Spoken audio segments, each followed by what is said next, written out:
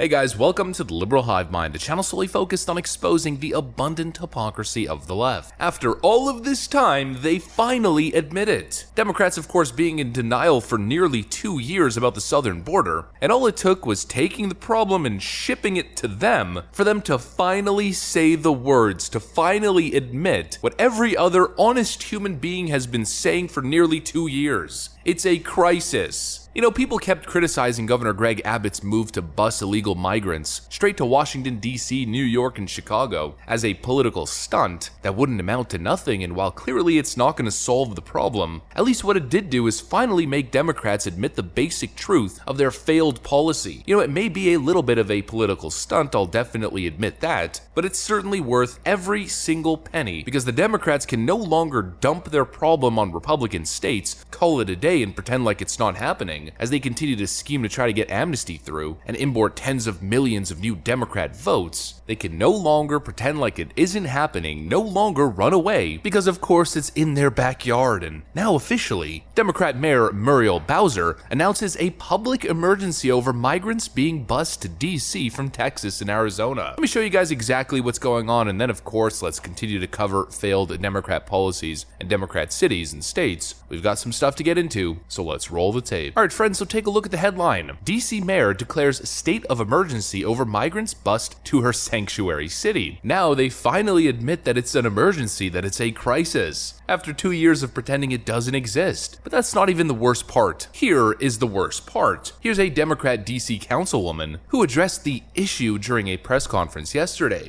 So it's been said, but it's worth reiterating, that the governors of Texas and Arizona have created this crisis. And the federal government has not stepped up to assist the District of Columbia. So we, along with our regional partners, will do what we've always done. We'll rise to the occasion. We've learned from border towns like El Paso and Brownsville.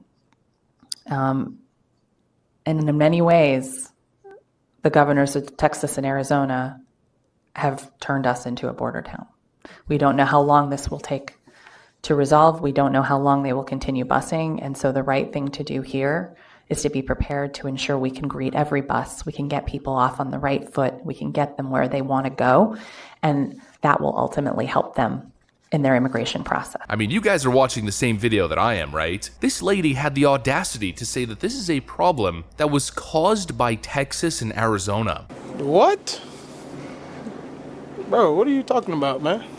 Then she says that we're not getting enough federal help. Do these people not see how hypocritical they sound? Again, yeah, that's kind of the exact point. Arizona and Texas have been completely inundated with this massive crisis, and they've been asking for help from the federal government, and all these big city elitist Democrats have essentially been scoffing and laughing. And so Texas said, screw it, we're shipping them to your backyard. And now, all of a sudden, this councilwoman is complaining that DC is now, quote, a border town and in crisis, and that she needs help from the federal government from this problem that was caused by Texas and Arizona. I mean, this is so beyond dishonest, disingenuous, and frankly stupid. It baffles the mind. But of course, the whole thing's purposeful. Instead of actually doing something to solve the problem, Democrats' new strategy is probably going to be to point the finger at Texas and claim that they're the problem. And I guess they're looking for a big W here as they claim that they're going to solve the problem. We're going to take care of this crisis. In fact, Chicago Mayor Lori Lightfoot is now going as far to encourage Texas Governor Greg Abbott to send more illegal migrants and offers buses to pick them up. To which I say, and I think probably most people say, go right ahead. I mean, you folks declared yourselves sanctuary cities in the first place. Frankly, that should have been the baseline standard. And when you think about the sanctuary city element, makes Governor Greg Abbott's busing program make all that much more sense. But of course, the most laughable notion is that, don't worry folks, we're gonna tackle this crisis, says Democrat politicians whose cities are nothing but unsustainable, uncontrollable crises. I mean, it's almost paradoxical, it's almost oxymoronic.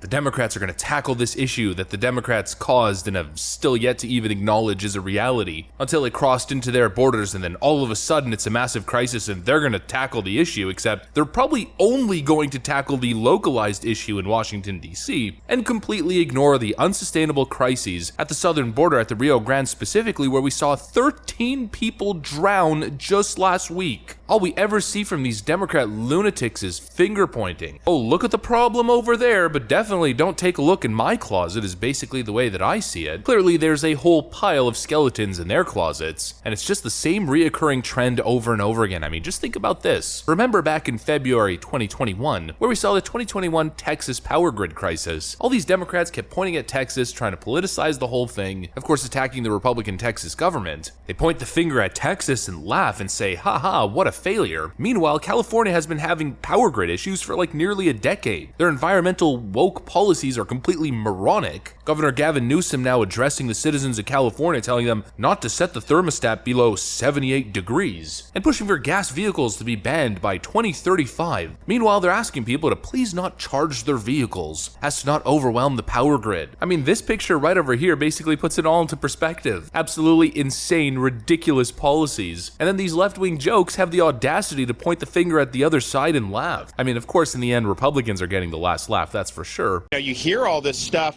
I mean, I hear a lot of people chirping about Florida from like California. They're so worried about Florida, they can't even keep the power on in California. I mean, are you kidding me? Someone told me that they will be able, once all the people that want to move to Florida move out of there, then maybe they'll have adequate power. But I mean, it's just ridiculous. And so, we've been able to do that. Part of it, though, is just, we stood for people's rights, we stood for people's freedoms, and obviously the state has done very well. We have more people employed in Florida than we did prior to COVID. But in the end, obviously the point that I'm making is that these elitist Democrats do nothing but wag their fingers and point their fingers. It's nothing but lies upon lies. I mean, mountains of lies, mountains of hypocrisy, and just the gall of these people, the audacity of these people to insult our intelligence. To go back to the initial topic, to point the finger at Arizona and Texas and to say that they're the problem is straight up victim blaming. That's like somebody getting assaulted or getting abused, and you point the finger at them and say that they're the problem. They've had to endure